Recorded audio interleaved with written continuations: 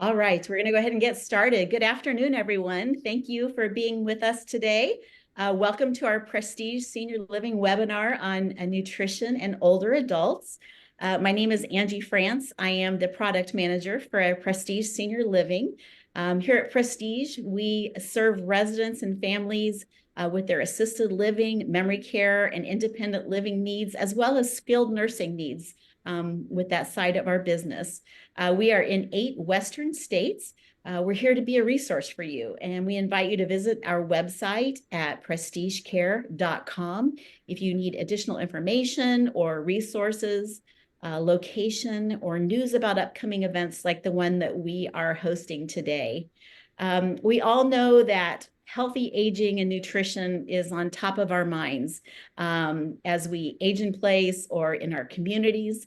And today we are pleased to bring you this webinar with Alexandria Hardy. Alexandria is a registered dietitian nutritionist, and she is also the owner of Pennsylvania Nutrition Services. I want to also let you know that we will have time at the end for questions that you have. You can type those questions in the chat box on your screen, and we will look to seek those answers for you and answer as many as we can at the end of the webinar.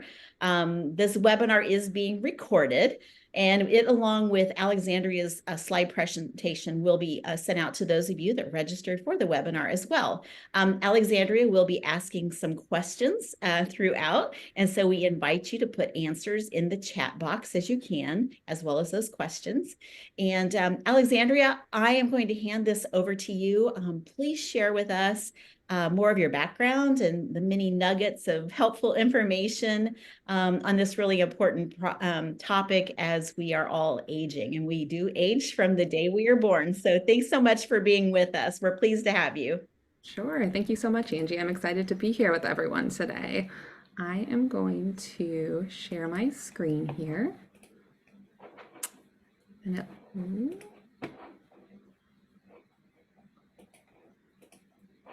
All right. Can everyone see my screen now?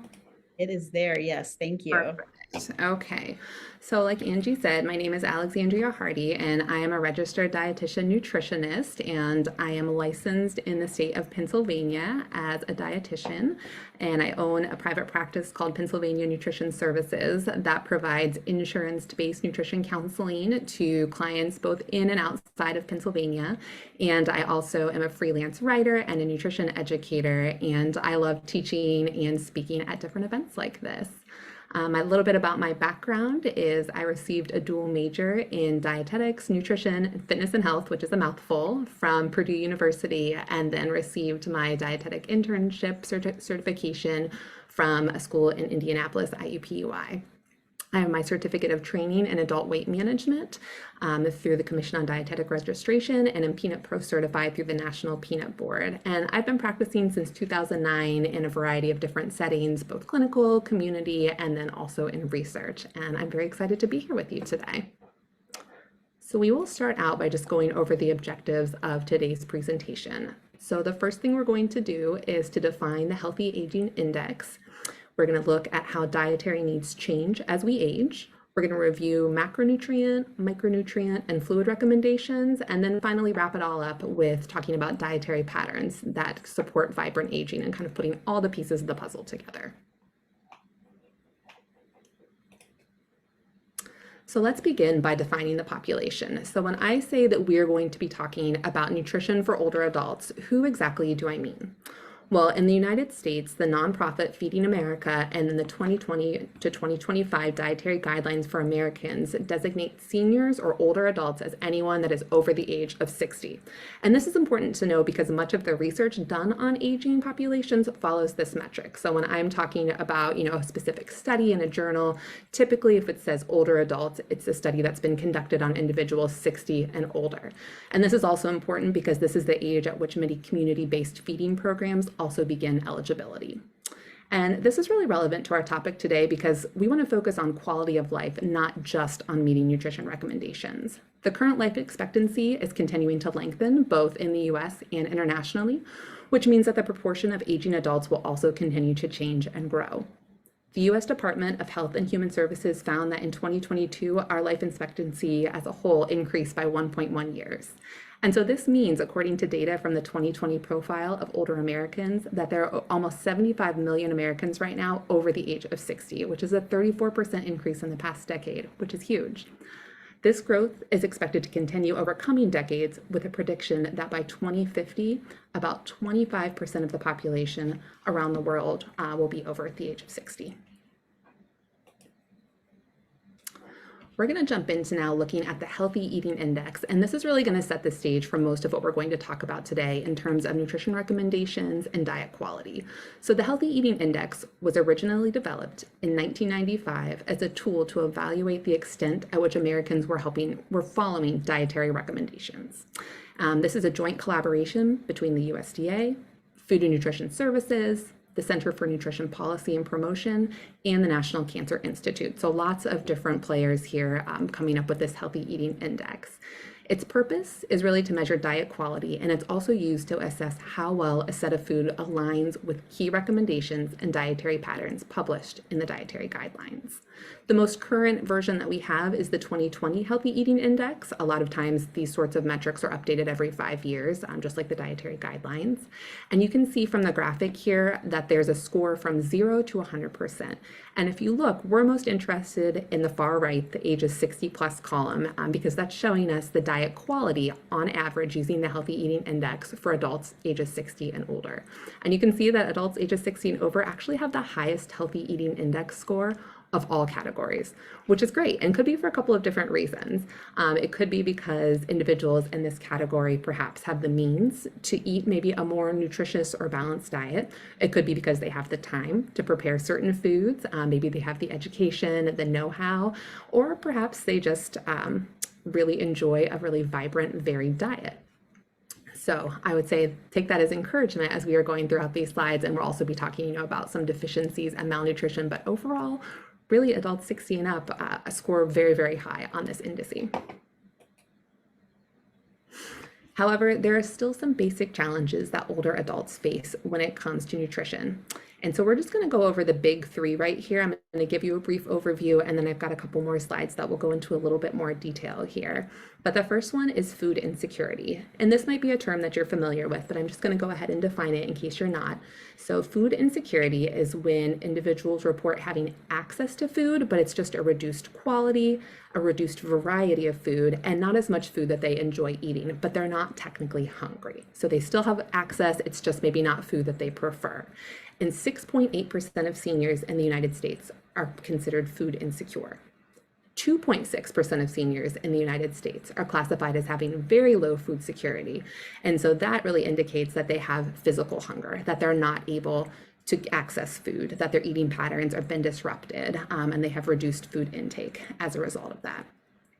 This is important because these numbers have risen by 29%, the food security, and 84% in terms of the very low food security.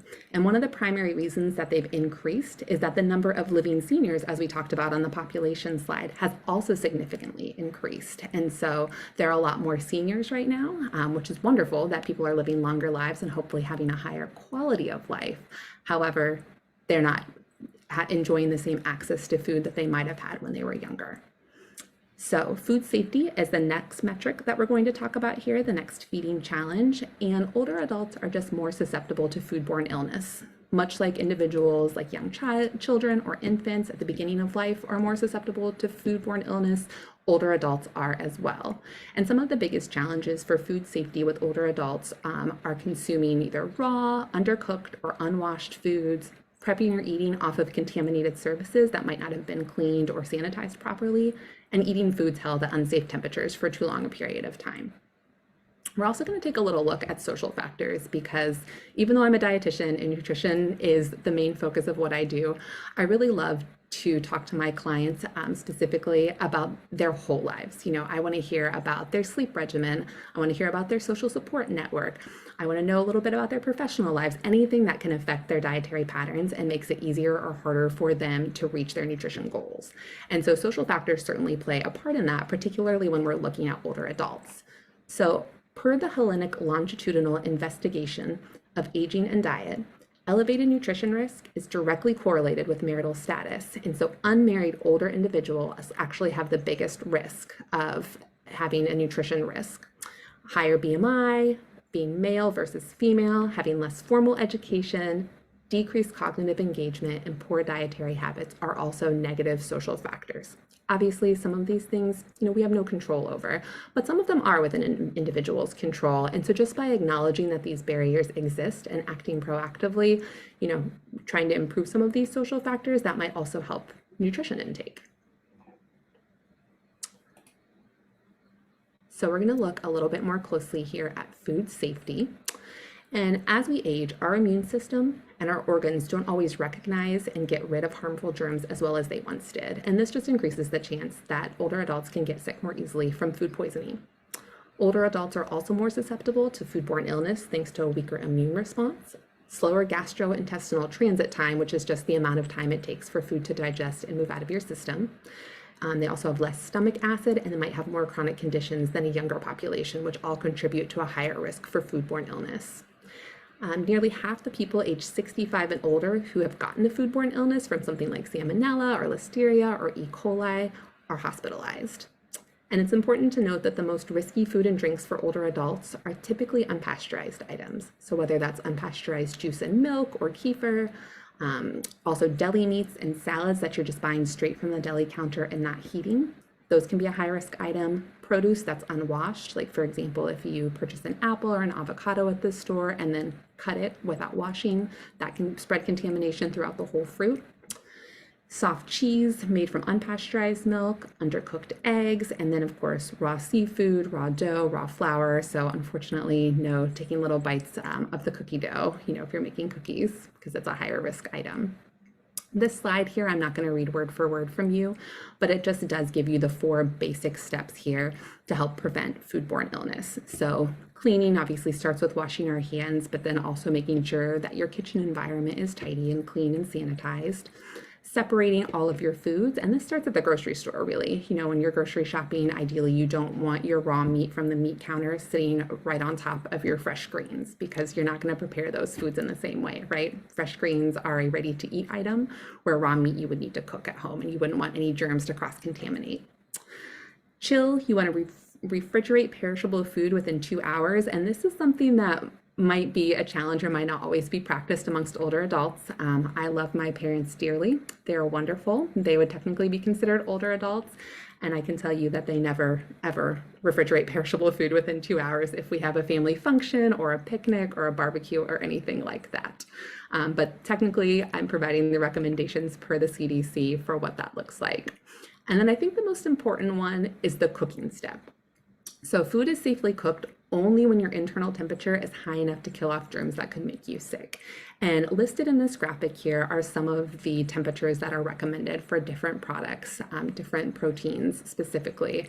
And so I would suggest, if you don't have a meat thermometer or a thermometer that you might use, like if you're baking or making candy or something at home, that might be a good purchase just to make and have in your kitchen. They're very inexpensive, $10, $15. You can buy one off of Amazon or your local cooking store, but that's a great way just to ensure that whatever you're cooking, especially if it's something that's a bit more dense, like a meatloaf or like a chicken thigh, is at the proper temperature before you consume it. Next, we're going to talk a little bit about malnutrition and how it relates to food insecurity. So as we learned a few slides back, some older adults don't have access to enough food, which in addition to making them food insecure could also lead to them being malnourished. But adequate micronutrient intake can also be difficult to achieve, as many adults struggle to consume an adequate amount of energy or calories throughout the day. And so if you hear me say energy, I'm going to mention it a few more times throughout the presentation. That term is really interchangeable with calories. Calories and energy mean the same thing here. And I don't know about anyone else, but my grandmother, before she passed, we would spend a lot of time together. And she was someone that really, really struggled to consume adequate amounts of food throughout the day. She was a tiny little lady and would always say, I'm just not hungry. Oh, I just don't need anything. Oh, I ate a little while ago. And so whoever was visiting took to hiding like little chocolates around her chair where she would like to sit. And then every now and then, at least she would grab a little chocolate and eat something for a little bit of a higher calorie snack there. But malnutrition is a really big concern among older adults. So general recommendations for calorie intake for this population are about 25 to 30 calories per kilogram for body weight, though of course needs might need to be individualized or tailored to specific individuals depending on disease status, physical activity level, muscle mass, age, doctor preferences, all sorts of different things, but that's a good baseline to start at. And I want to take this opportunity to just remind everyone that it is a healthy and normal part of aging to have your calorie needs shift and change. So when you were 28, your body functioned in a very different way than it did at 48. And then now that you might be older, let's say 68, your body's going to function in a very different way than it did at 48. And so at each stage, nutrition needs are going to change, and that is normal, and that's just a part of the aging process. And I do like to bring this up because when I work with older clients, sometimes they can be susceptible to trends or fads or things they might see on social media or the news.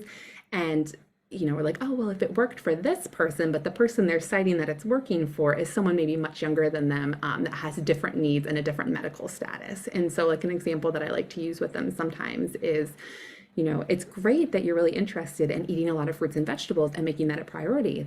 Fruits and vegetables have vitamins and antioxidants, have fiber, lots of nutrients that we need. But we can't just eat low-calorie fruits and vegetables at the extent of, cutting out carbohydrates and filling up too quickly on some of those lower-calorie foods. We need to make sure that you're consuming enough overall energy. And so that's just something to be aware of. Excuse me. I did want to point out on this slide here that 1 in 10 older individuals are suffering from or at risk of malnutrition. Again, that's just important because as we've talked about a few times, the population of older adults is growing. And so it's really important just to realize, looking around the room, that 1 in 10 people can be a pretty significant amount. And I'm sure this won't come as a surprise to anyone, but as you age, as you move through the 60 and up category, your risk of becoming malnourished is growing and becoming higher and higher. And we'll talk a little bit more about malnutrition and just overall energy intake when we move on to the slides about macronutrients and micronutrients, but I did want to bring that up here. Okay, so back to those social factors and how they affect our quality of life. Longevity is not just about extending the number of years we have, but it's also about enhancing the quality of those years. And so at the end of the presentation, when we talk a little bit about different dietary patterns, the Nordic diet is something that we're going to explore a little bit more. And I really enjoy that example because the Nordic diet has a really strong emphasis on whole nutrient-dense foods and is associated with higher quality of life because of the social aspect that it brings in as well. And it's the same thing with the Mediterranean diet, where you'll see in the pyramid we look at that social interaction and sharing food with others is actually at the base of that food pyramid. And that just helps not only to, those dietary patterns don't just help with energy and vitality, but also with just plugging in and making sure that you have a strong social network, people to help you manage your stress, maybe people that you can exercise with. So they're really important factors as well to consider. Okay, so now we're going to jump into the fun stuff. This is really my wheelhouse here, talking about macronutrients and then micronutrients and fluid. So I'm just going to ask, and you can just put a yes or a no in the chat box, but if anyone has ever heard of macronutrients, or a trendier way to say it now is macros before, you can go ahead and type a yes or a no in there, and we'll see what our baseline is. Okay, so I'm seeing some yeses, wonderful. So macronutrients are just foods that we need in really large quantities in the diet to support our health. And so you can see in this graphic here, we have carbohydrates, we have proteins, and we have fats. And I loved this graphic in particular because it does such a great job of showing you how sometimes these food groups can overlap. And so carbohydrates, if we were in the same room and I was to ask you to call out what a carbohydrate is, the things that I typically hear first from my clients or from the students I work with would be, bread, rice, pasta. And yes, absolutely, those are all examples of carbohydrates, but fruits are also carbohydrates. Starchy vegetables like potatoes or sweet potatoes or winter squash, they're carbohydrates. Beans and lentils are carbohydrates. Dairy products are carbohydrates. So carbs really stretch far beyond just the grain group. And so I think that's important to acknowledge because everyone is probably familiar with or at least has seen once the My Plate graphic. And while that is a really helpful guide for just showing you how to build a sample plate at one specific meal, it really breaks the food groups up into dairy, grains, fruits, vegetables. and protein, and it doesn't focus as much as individual macronutrients, which can be really important, especially if you're working with some sort of diagnosis like cardiovascular disease or diabetes, and you're having to really take some of these nutrients into a closer consideration. So looking at our overlapping orange circle here that overlaps the carbohydrates and the proteins, you can see pulses or legumes in there, so beans and lentils. So those would be examples of a food that are both a carbohydrate and a protein. In the proteins group, this is showing just pretty much traditional proteins, so your meats, your seafood, but of course there are vegetarian proteins as well, and those are what's on the left and the right side there. And you can see in the right, in like the bright red little slice of that circle there, we have the dairy group. And there's also some eggs and some fatty fish in there, and they're getting technically lumped in with the fats because of their higher fat content. And we'll break that down a little bit more when we get to the fats slide. And then of course for fats, we have your traditional cooking oils, we have avocados, nuts, seeds, and some olives. And I will say with the caveat, these are pretty healthy examples of macronutrients, but of course things like cookies, cakes, ice cream, things like that also can and do fit within some of these different categories. So just because you don't see them on the screen doesn't mean that they're absolutely not allowed to be a part of your diet. I am not a dietitian that believes in elimination of any food group or any type of food. I am very much about balance and moderation and making sure that no one ever feels deprived when they're eating, because eating is supposed to be a joyful event above all else. So the first macronutrient we're going to explore in a little bit more detail here is protein. And protein is the biggest area of concern for older adults. And that is largely because our muscle mass decreases by 30 to 50% from ages 40 up to 80. And that is a huge loss. I don't know if anyone's surprised by that statistic, but if you think about it, it's really, really important to try to maintain that muscle mass as much as possible, because the less muscle mass we have means we're at risk of developing something called sarcopenia, which is just a loss of muscle strength and muscle tone. So in order to not develop sarcopenia, we really want to focus on consuming ideal protein sources throughout the day. And so just to review, ideal protein sources would be things like you would see in the slide here: lean meats, nuts, seeds, cheeses, dairy products, seafood, fortified soy products if you're a plant-based individual. And in the US, the recommended dietary allowance for protein is 0.8 grams per kilogram. And if you want to go ahead and calculate your own needs, you would just multiply your weight in pounds by 0.36.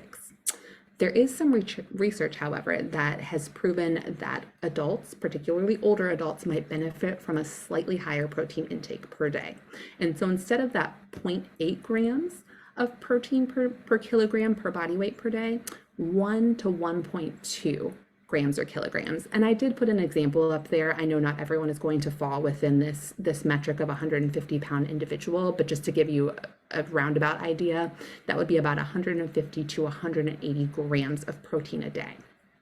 Okay, so you can do your own calculations too if you like, and if you don't want to do it now but you wanted to do it later, Google has some great converters from pounds to kilograms that you could just look up and put in your information.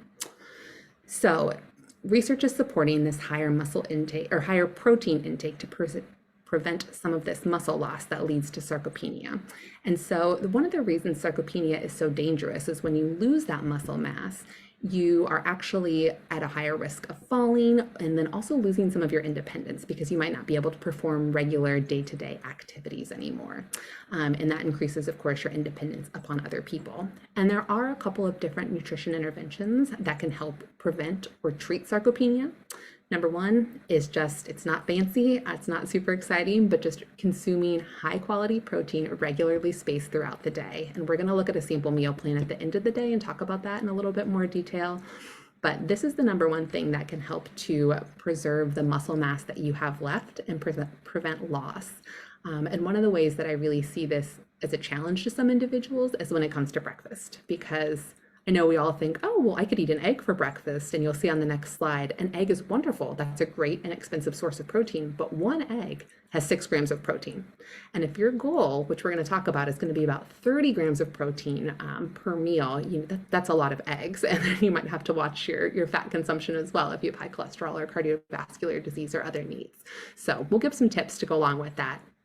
But one of the other interventions that you could use is actually taking a protein supplement or consuming a protein supplement. And supplements are not something that I recommend to all people. It's definitely something that you want to talk about with your carers, with your doctor. If you see a dietitian, that would be another great person, or a pharmacist as well, so they can discuss how the supplement might interfere with any medication you might be on. But if you're looking for a protein supplement in particular, I'm not going to give specific examples, but something that is a whey protein, WHEY protein, and a plant-based protein like soy would be great first steps, good things to look for. And then something that includes leucine, which is an essential amino acid. And then, of course, you could always couple that with resistance training, like weightlifting, if that is within your abilities and interests. So we are going to jump ahead now and look at this little chart, and it just gives a very, very rough overview of some commonly consumed proteins, what the serving size is, and then about how many grams of protein each food provides. And so you might say, oh, I don't really eat many of the things on this list, and that's okay. This is, again, just a very high level overview here. But I think it's helpful just to see some of the differences. Like we said, egg has about 6 grams of protein.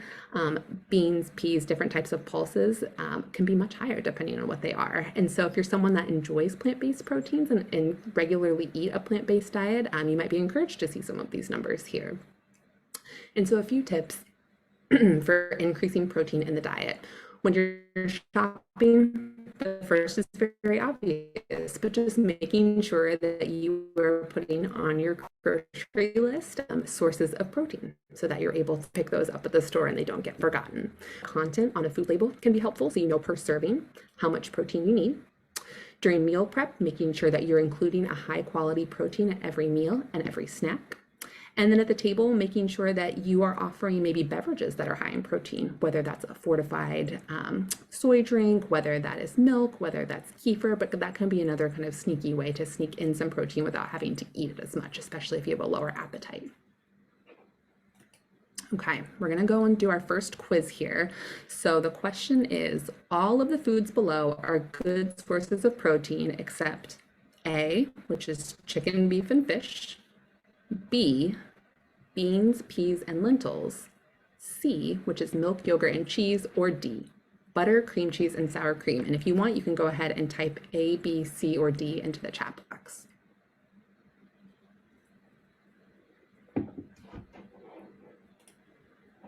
Okay, very good. Yeah, D. So butter, cream cheese, and sour cream. And that can be a little tricky because technically they're part of the dairy group, but they are much, much higher in fat than they're high in protein. So excellent. Okay, we are going to move on to carbohydrates now. And when I say carbohydrates, what I want you to think of is energy. Carbohydrates are our energy foods. And so I know over the past, 10, maybe 15 years or so, carbs have gone back and forth. Are they good for us? Are they bad for us? Do we eat them? Do we limit them? What kind of carbohydrates? And I would just encourage you to really prioritize them in your diet. So just as a review, carbohydrates include grains, they include dairy products, plant-based dairy alternatives, starchy vegetables, fruits, beans, lentils. And when we're talking about grains, it's important to try to make about half of your grains whole. And so the picture I have on the screen here is just looking at grain-based carbohydrates, but I did want to go ahead and point that out. You can purchase whole grain pastas, whole wheat flour, wild rice or brown rice, whole wheat bread, and then of course things like quinoa, millet, amaranth, some of these sort of fancier whole grains as well that are available now at a lot of grocery stores when they weren't a couple of years ago. But the goal is about 3 servings per day of whole grains. And a serving is as simple as, a slice of whole wheat toast. Now, when we're talking about carbohydrates, we're talking about energy, but then when we talk about grains specifically, we want to consider fiber. And so carbs are wonderful because not only are they giving you energy and adding calories to the diet, they could also decrease the risk of heart disease. They can help prevent memory loss in certain populations, especially African American populations. They can help decrease risk of stroke, hypertension, cancer, and even decrease overall mortality risk. So whole grains are wonderful. However, whole grains are high in fiber. And you might be thinking, well, isn't fiber a good thing? Don't I want fiber in my diet? I think I've read that before. I think my doctor has said that to me before, and you do. But it really is important to think about slowly increasing that fiber because most individuals in the US do not consume enough fiber. So you can see the recommendation on the screen is about 25 grams a day. Most individuals in the US consume 12 to 15 grams of fiber, so about half of that. About 50% of older adults have chronic constipation, and currently there's very little research specific to laxative usage in the older population. And the reason I bring this up is because oftentimes if individuals get really gung-ho on whole grain carbohydrates and increasing their fiber, they might experience some tummy troubles in the form of constipation, right? And that's not something that people always like to bring up or feel confident or comfortable mentioning to, their healthcare providers or to other individuals. So I will just mention it here that if that would happen, you really want to get that treated right away, because untreated constipation can negatively impact quality of life, can cause incontinence, hospitalization, even if left untreated long enough. So if you're someone that is either increasing fiber too quickly and you have the opposite problem, and then you're thinking, oh no, I'm backing off, I'm not having fiber anymore at all, and then you don't want to consume anything and you experience some of this constipation, the best thing to take for that won't also affect your fluid status is milk of magnesia. So just something to consider when you're working with fiber is you don't want to go too quickly, and then you don't want to avoid it either. All right, we're going to jump into our last macronutrient and talk a little bit about fat.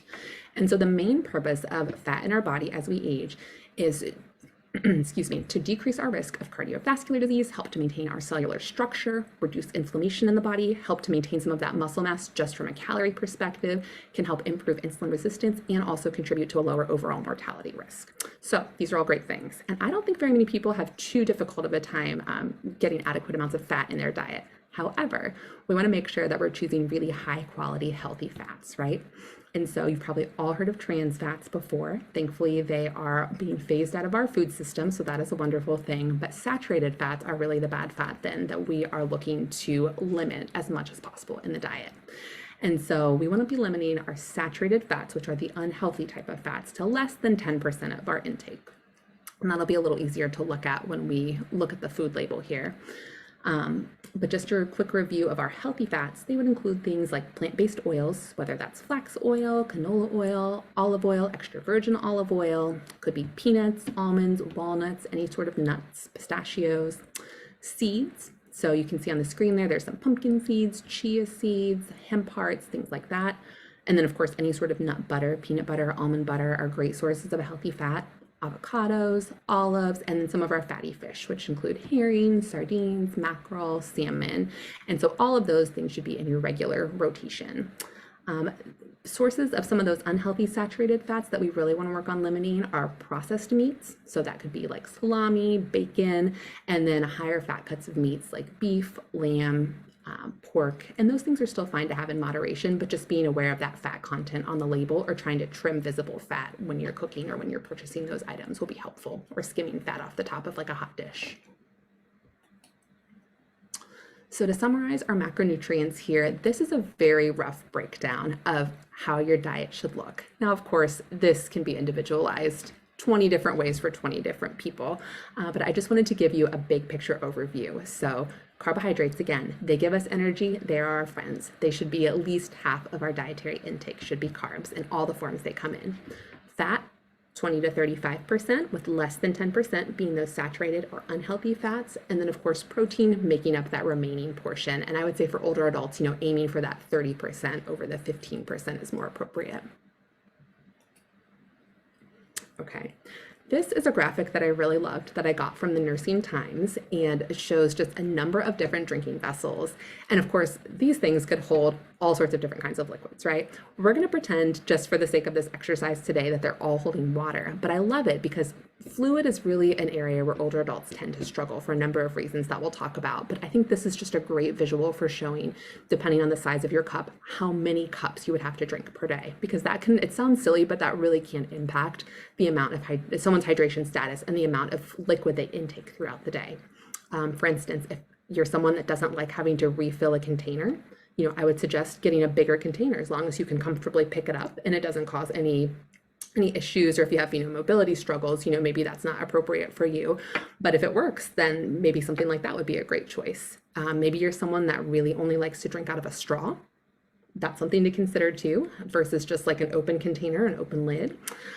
So just really thinking about those factors, and even the temperature of your beverages can go a long way into helping make sure that you stay hydrated throughout the day. But in general, why is fluid so important, especially to older adults? Well, as we age, we aren't as thirsty as we were when we were younger.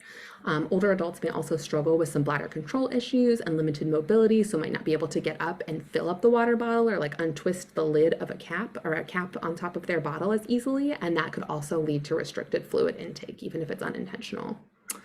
And about 17 to 28% of older adults in the United States are dehydrated at any given time, and this can really affect their digestion of foods, medications, supplements, and also their absorption. And we'll talk a little bit more about absorption once we get to our micronutrient slides here in a few minutes.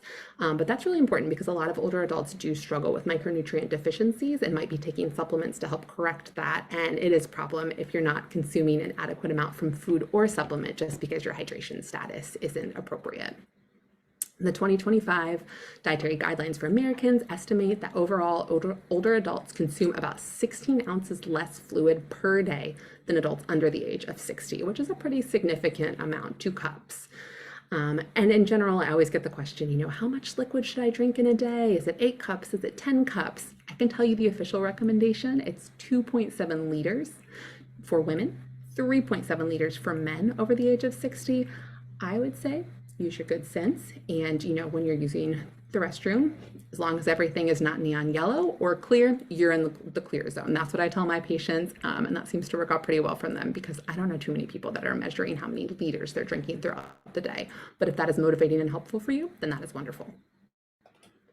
All right, another quiz here, and this is just a true or false question, so I hope we all get it. Many older adults do not drink enough fluids throughout the day. Is that true or is that false?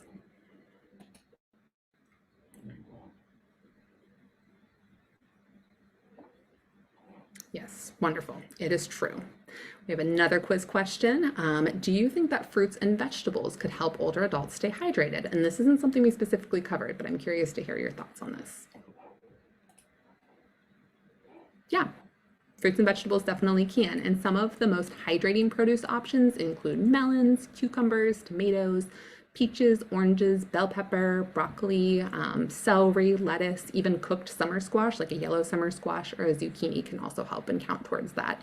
And so can things like smoothies, broth-based soups, uncaffeinated beverages like tea, coffee, things like that can also count. So it doesn't just have to be water to keep your hydration status high. Okay, so micronutrients. What are micronutrients? These are vitamins and minerals that are vital to helping the body grow, develop, and function normally and appropriately. So micronutrient deficiencies are harder to see with the naked eye than malnutrition status, and they're often discovered through either like a dietary recall or lab work that your doctor might order. And so when we want to eat to correct these deficiencies, we want to use really a 3-pronged approach that targets the variety of foods that we're eating, the different types of food, and the quantities of food. And as we age, supplements just might be a necessary part of helping to correct some of these deficiencies. So the top 4 nutrients of concern that we are going to talk about today are folate, calcium, vitamin B12, and vitamin D. And we're going to focus on these because these are also identified as nutrients of concern in the current dietary guidelines for Americans. And so I thought they would be a great group to really hone in on. And before we jump into talking about them specifically, I did want to bring up this nutrition facts panel here because there are a couple of little helpful clues that you can use if you're trying to figure out the quantity of some of those micronutrients or vitamins or minerals in your foods. So the main thing here, if you can see that purple arrow, it has the number 4. It's the quick guide to the percent daily value. Now, I personally don't know too many people that use that percent daily value, which is a shame because it is actually a really, really helpful tool. And the way that I would recommend you use it is just to look and see if something is 5% or low or below, it's considered low in that nutrient. If it's 20% or more, it's considered high in that nutrient. So you could use that trick for some of the macronutrients like the carbohydrates or the protein that we've looked at before. You can also use it for calcium, for vitamin D.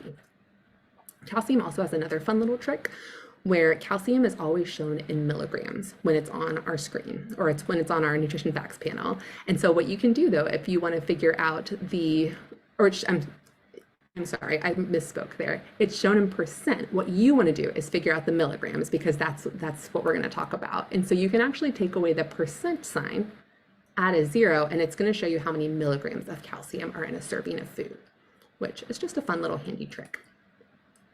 Okay, so we'll jump into talking about folate first. And I really wanted to show some of the fortified or enriched sources, foods that are good sources of folate, because that's going to be one of your best bets, is really going with fortified foods.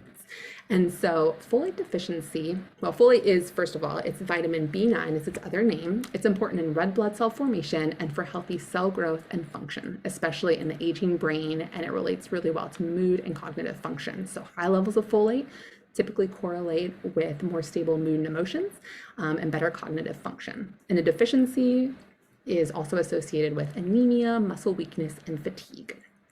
So folate is not always going to be listed on your nutrition facts panel like we just looked at, but if you're taking a folate supplement, it will always be listed on the supplement list there. So if you currently take like a multivitamin or something, I would encourage you to look and see if there's folate in it, because I'm sure there is, even if it's not just a standalone supplement. So just a few examples here of folate quantity in some of these dietary sources. So in 1 cup of edamame, there's 121% daily value of folate. In 1 cup of lentils, there's about 90% daily value. In 1 cup of cooked green vegetables, 40 to 70% your daily value for folate. So decent, but in your fortified or enriched products, there's typically 100% folate per serving, which is why that can be a great choice. The next thing we're going to focus on, excuse me, is calcium.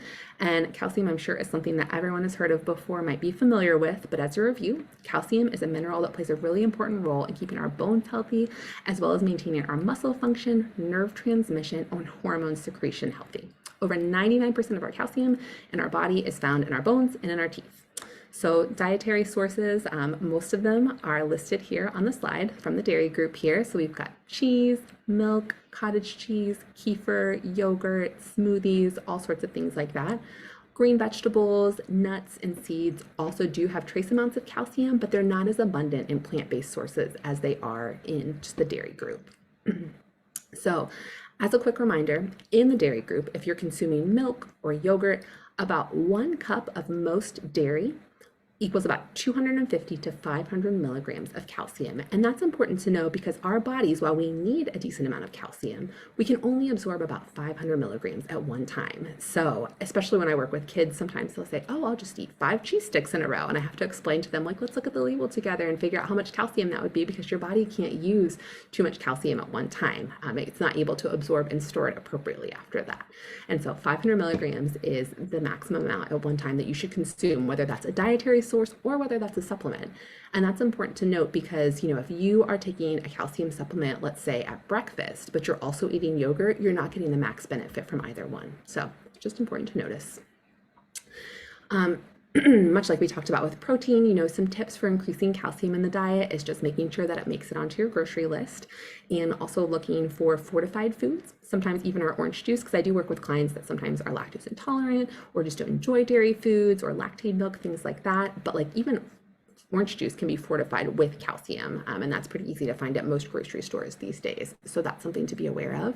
And then making sure again throughout the day that you're offering or serving calcium at each of your meals and or snack times, just to make sure that you're really spreading out that intake throughout the day and reaching your maximum amount that you need. Vitamin B12 is a water-soluble vitamin, and it's involved in red blood cell formation and proper nerve function. It's primarily found in our animal products, as you'll see reflected here in this table. And older adults who consume very little to no animal products, so those who might be vegetarian or following a plant-based diet or who just don't prefer to eat animal products, are at an increased risk of deficiency. Low intake is associated with bone fracture risk. So just like we would have with sarcopenia, with like the muscle weakening, very similar. And you can see how they're related there with protein sources of both vitamin B12 and protein. So why is vitamin B12 deficiency? This is probably the one that's most common among older adults. So why is it so common? Older adults are at particular risk of vitamin B12 deficiency because of the high prevalence of malabsorption that they experience. And also a lot of older adults experience gastritis, which is just a fancy way of saying, stomach troubles. About 10 to 30% of older adults experience that. And when you have gastritis, it's really difficult to absorb your nutrients properly and send them to where they need to go in the body. 10 to 30% of older adults are also unable to absorb vitamin B12 through food sources, just period, for a variety of different reasons. And so supplementation is really recommended for this particular nutrient in this audience. And we'll talk about supplementation in another couple of slides here. Okay, so why is vitamin B12 important? It's another little quiz. Is it because A, it helps your body to make red blood cells? B, it helps you stay hydrated? C, it helps prevent sunburn, or D, all of the above?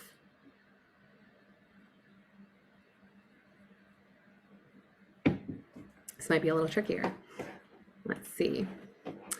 So the answer to this one is actually A. So it helps your body to make red blood cells. And that's why if you're deficient in vitamin B12, you're at a higher risk of anemia.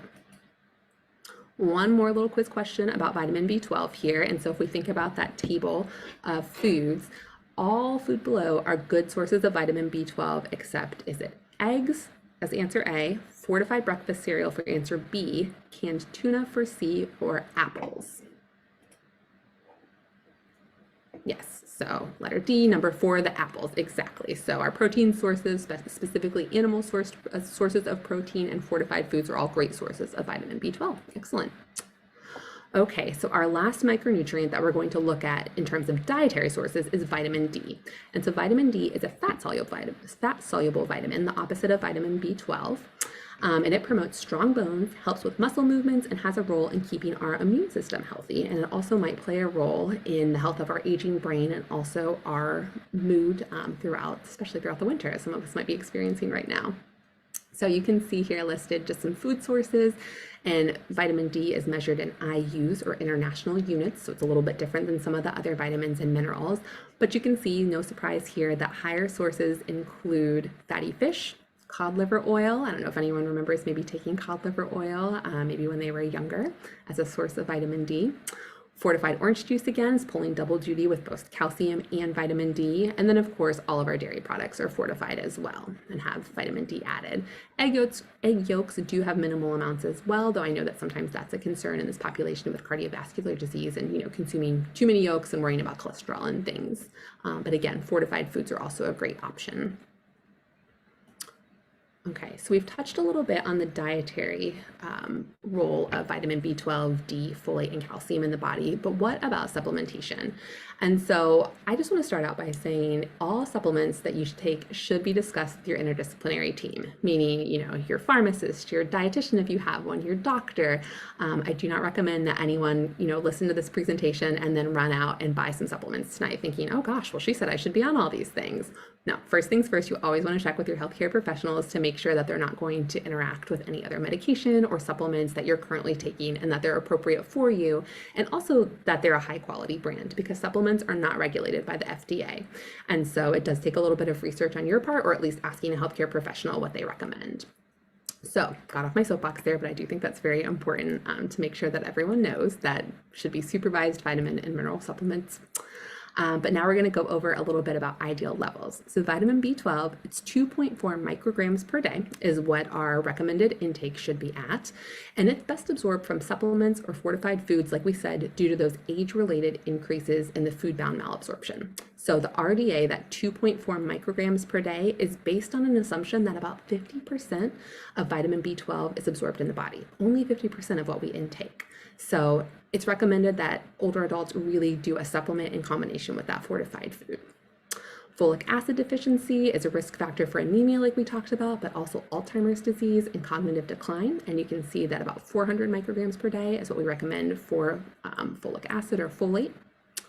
In terms of calcium, 500 to 1,000 milligrams per day is kind of like the lowest that we should consume. 1,200 milligrams is really probably of a more appropriate recommendation. And when it comes to calcium, there are 2 different types that you can typically find in your supplements. And so calcium citrate is better absorbed by an older population who may have lower levels of stomach acid. So we talked a little bit about before how as we age, our stomach acid, those levels just lower, and that's what causes that longer digestion time in our bodies. And so if that is the case for you, if you've discussed this with a doctor, you have any gastric issues, calcium citrate is really what you're looking for in terms of a supplement. And it can be taken on an empty stomach or a full stomach, where calcium carbonate should always be taken with food.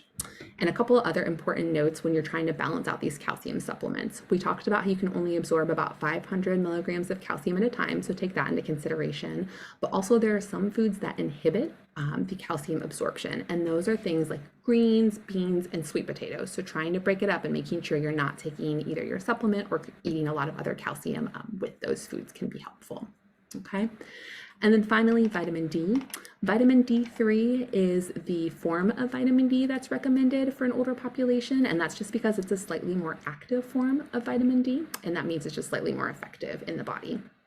And the great thing is when you take vitamin D and calcium together, they kind of work in tandem to help reduce fall risk and fracture risk, which is wonderful. And vitamin D in particular, it's best to take low doses more regularly. So like every single day, than taking what's called like a bolus dose or like a really high amount of vitamin D inconsistently. And so taking those smaller doses regularly can really help to decrease risk of falling and may even help to prevent the development or progression of type 2 diabetes. And you can see the recommendation is about 600 to 800 international units per day. Okay. So now we've talked about a lot of little pieces, right? We've talked about fluids, we've talked about micronutrients and macronutrients. And so now we're hopefully going to put it all together here and talk about some dietary patterns. And we are going to focus on 3 in particular: the Mediterranean diet, the Nordic diet, and a sustainable diet. And I do want to just give a disclaimer here as we are talking about different foods and different dietary patterns that, of course, all the foods that you are consuming and incorporating into your own personalized diet should be things that are easy to chew if dentition is an issue. They're easy to swallow, they're easy to prepare, and then appropriate also for your own medical and health conditions. Okay, so the first one we're going to talk about here is the Mediterranean diet. I imagine a lot of you are familiar, at least have heard of the Mediterranean diet before. And the reason that I wanted to highlight this is because according to an article in the Journal of Nutrition for Healthy Aging, consuming a Mediterranean-based diet helped metabolic function, cognitive function, cardiovascular health, and musculoskeletal systems. And it can also counteract the effect of aging and inflammation. So, all wonderful things.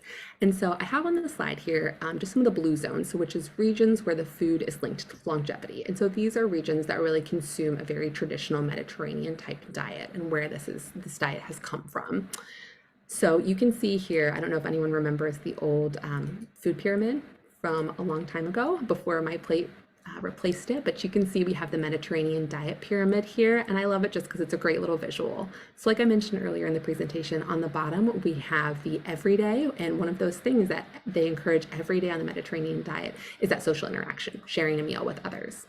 The biggest part of that pyramid are just foods to consume on a daily basis, and you can see there are a lot of things we touched on earlier. So vibrantly colored fruits and vegetables, whole grains. Above that, we've got some lean proteins, especially seafood. And then you can see as you go closer to the top, they have some of the items that you don't want to consume quite as often or you might want to limit. And then, of course, with the Mediterranean diet, extra virgin olive oil is the preferred fat and something that you're encouraged to consume regularly. And then if you are an alcohol drinker, wine in moderation as well. The next one we're going to talk about here is the Nordic diet. And this might not be quite as familiar to everyone, but it is actually fairly similar to the Mediterranean diet. It's just focused on the Nordic area in Europe. And so focuses on whole foods typically found in Norway, Denmark, Iceland, a little bit of Sweden, and it's mostly a plant-based seasonal diet. And so I love this, and this ties really well into the sustainability piece that we're going to end up talking about here in a minute. But they're really emphasizing just foods that are available locally and in season. And so you're eating, what nature is providing essentially. And so tent poles of their diet would be things like non-starchy vegetables, herbs, seaweed, high fiber fruits like berries, apples, pears, peaches, whole grains, poultry, those fatty fish again, you're going to see those a lot of places. And then instead of the olive oil, vegetable oil like either rapeseed or canola oil are kind of their tent posts. And then for their beverages, really tea and water.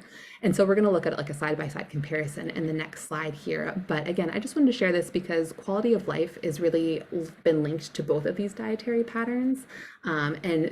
And when I say that, I mean it's just showing that the higher the dietary quality, the more nutrient-dense, less processed foods that individuals consume, they also report a higher quality of life and a better aging index, which is what we all want, right? Okay, so I took this slides from Today's Dietitian magazine, and I love it because it's just a quick side-by-side comparison here of Mediterranean diet compared to a healthy Nordic diet, and just gives you an idea of where they overlap, which is a lot of places, and then just some of the differences that you'll see. And of course, depending on where you live, some of these things might not be accessible. They might not be something that you're interested in trying, and that's okay too. But I do think it's a great idea to look at different dietary patterns around the world that have high rates of healthy aging and success in terms of like lowering risk of developing chronic conditions and things, and just trying to figure out like one or two takeaways that you could incorporate in your own diet. So for example, if you're someone that regularly cooks with maybe some peanut oil or corn oil, thinking like, oh, I could probably swap in some like extra virgin olive oil for that, or maybe one night a week instead of doing meat, like I would be willing to try like a lentil or a bean, or yeah, I guess I could try to eat a local in-season fruit instead of buying strawberries in January. So just things to consider. And we are going to wrap up our talk about dietary patterns here with a focus on sustainable diets. And sustainable diets, really, it's not a specific pattern at all. It's just tent poles, you could say. And so I love this. And this is a practice that I try to incorporate in my personal life, and that I try to encourage all of my patients as they're able to do as well. And so the 4 tent poles of a sustainable diet, focusing on nutritionally adequate, safe, and healthy foods, and that can look different for every individual. Focusing on accessible, economically fair, and affordable foods. So no shame on where your groceries come from, how you obtain them, and what your grocery budget looks like, because that is a very personal and very different matter depending on where you live and what your family status looks like. Also takes into account socio and cultural preferences, which is really important when it comes to food and feeling connected to, heritage, place, and people. And then finally, there's environmental aspects to contend with as well. So, if you're trying to purchase items in a local sense, then you're benefiting the environment because they're not having to travel as far. So just things like that, just being aware of it's really important. And then you can see just this little quick plate graphic here, and we're not going to go through every little wedge on there, but the main thing is, half a plate again being filled with low carb or low starch vegetables is one of the visual ways that you could imagine a sustainable diet.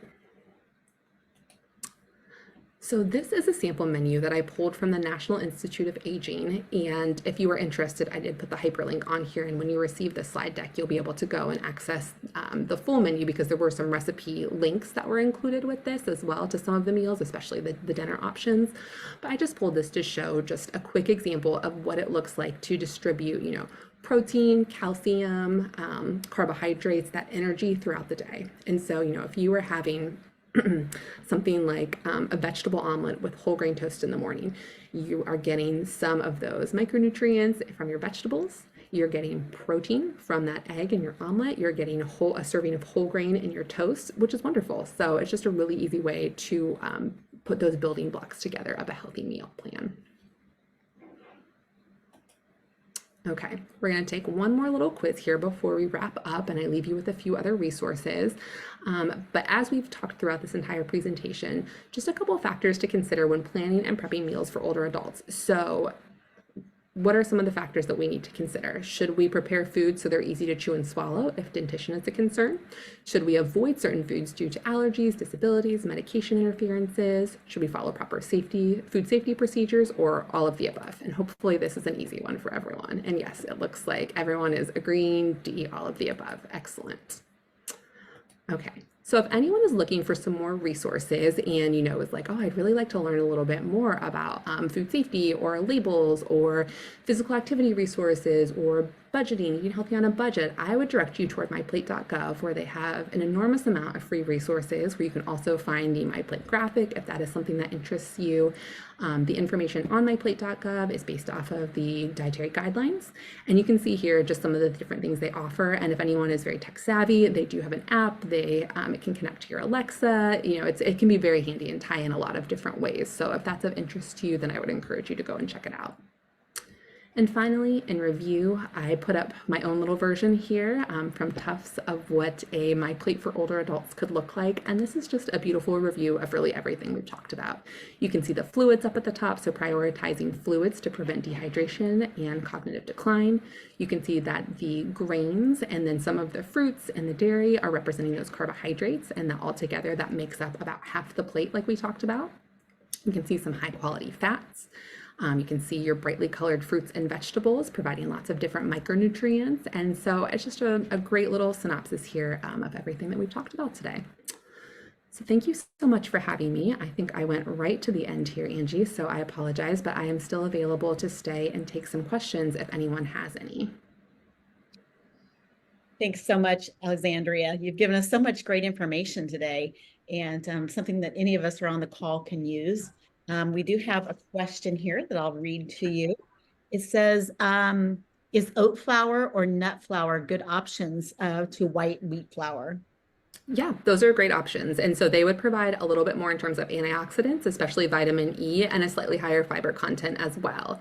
I would recommend using specific recipes, though. You can't just swap like an oat or a nut flour one for one in a lot of recipes, particularly baking recipes, if it calls for like a white flour. Wonderful.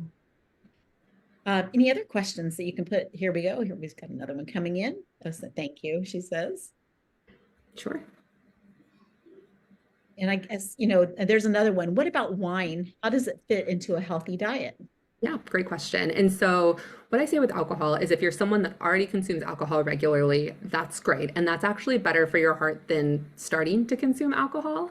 So, if you're not someone that drinks regularly, that's completely fine too. And this is not me just encouraging you to pick up that habit. But if you are a regular wine consumer, just making sure you limit your beverage intake. And it's the technical servings are 1 to 2 servings per day for a woman, 2 to 3 for a man. And a serving, again, is about a 4-ounce pour. So, depending if you're pouring or if you're out, that might fluctuate quite a bit. And of course, depending on the cup size too, the 4 ounces can look quite a bit different.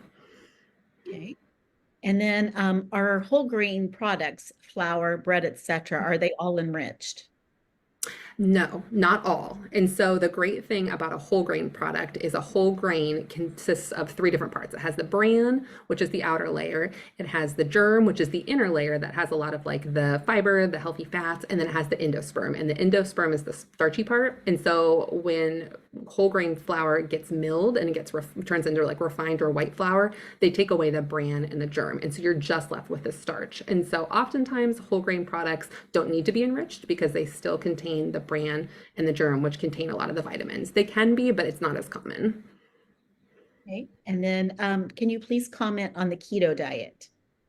Sure, I can just give a basic general recommendation. If it's something that you're interested in pursuing or learning more about, I would suggest talking about it with your own healthcare provider, because not knowing anyone's background, I don't want to give specific advice, but the keto diet is essentially eliminating or drastically reducing your carbohydrate intake and then replacing that with high quality sources of protein and then like non-starchy vegetables and small bits of fruit. So my professional opinion is unless you have a medical diagnosis like seizures, for instance, a lot of children that have epilepsy follow a ketogenic diet with great success, and that's very appropriate for them. But in general, if you're a healthy individual, then I don't typically encourage individuals to cut out a major food group like carbohydrates. Very good. And also, let's see, regarding supplements, are liquid supplements any better absorbed? Ooh, that's a good question. Not that I'm aware of. I haven't read any research that suggests that, but especially depending on your, swallowing abilities, that might be an easier way for your body to take that in. But I would say they're just as good. Yeah, whatever you prefer. Okay. B12 tablet or sublingual? Mm. That'd be a question for your doctor. Sublingual, I would say, would be the preferred form, but you could always check with them and see if they have a preference too. And is there a preference for supplements in capsule form or tablets? Once again, doctor? Yeah, doctor, and I would say whatever is easiest because for some people it really is they dietarily they just can't physically take in some of those forms. And so yeah, I would check with your doctor and your pharmacist too. What is the benefit of eggplant for a diabetic? Mm. I don't know of any specific diabetes specific benefit, but it is a lower source of carbohydrates than some vegetables, and it's a vibrant color. So that purple is going to give you some vitamin K, which is wonderful. But I don't know of any sort of magic, special property that it has. It's a good question. Can you address genetically modified ingredients? Yes, goodness, that we could talk about that for another hour. My broad blanket statement is just to do your research. And if that isn't something that you do not feel comfortable consuming, then I think it's fine to avoid. But as someone who has done a lot of reading and research, I am not opposed to having those in some of my food products. And so I would say figure out on your priority list, what's most important. Is it organic? Is it non-GMO? Is it local foods? And just you kind of have to order those priorities because you probably can't hit all of them. Okay. And then any ideas about the plant paradox food plan? I am not familiar with the Plant Paradox food plan. So if they want to provide a little bit more information, maybe I could speak into that. Okay.